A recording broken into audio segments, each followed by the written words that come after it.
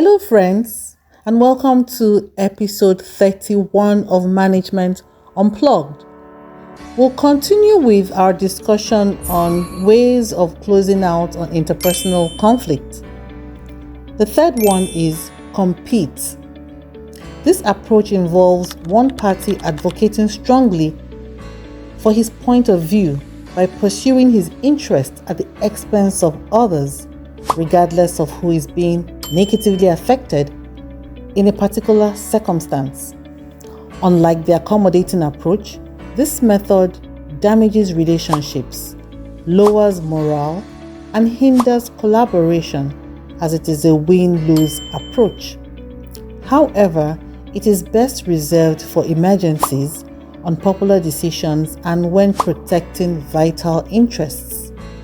While it may be effective for quick results, it is not a good long-term strategy and should be used sparingly. A typical example in the workplace is an employee insisting that the deadline for finishing a project is tight and needs it extended.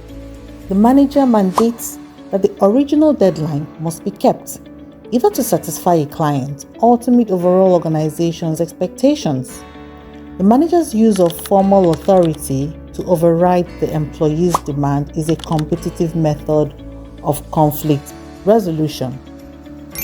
Number 4, compromise.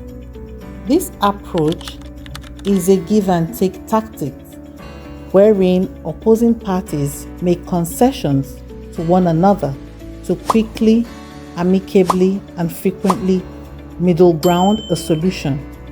Although it may lead to a partial lose-lose outcome when neither party is completely satisfied, it works best when goals are moderately important, time is limited, and relationships need to be maintained.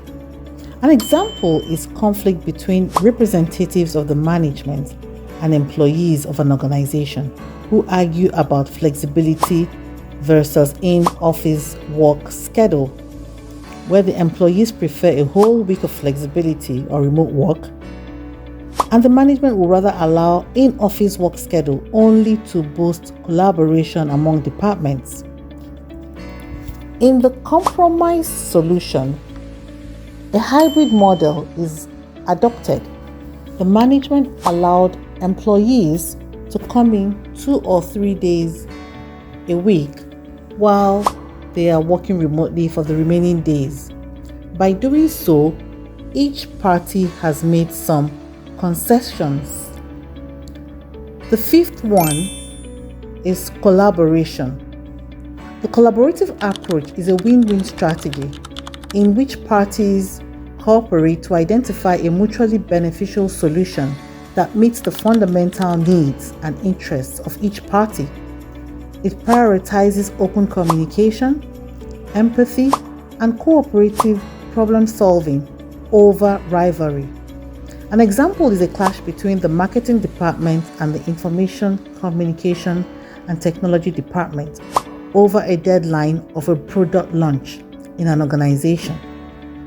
While the ICT team needs time to fix stability issues, the marketing department wants a launch date set for a major advertising campaign. In this case, there are consequences for each department if they lose. There will be wasted budget if marketing loses, and reputation loss if ICT loses. In the collaborative approach, both parties agreed to a soft launch. This implies that ICT released only an early version of the software app to a limited audience for testing purposes, while the marketing department adjusted their campaign to an early access sign-up period, thereby buying ICT extra time without cancelling their advert campaign. By doing so, both parties moved from me versus you to us versus the problem. We'll stop here for now. Till next time, goodbye.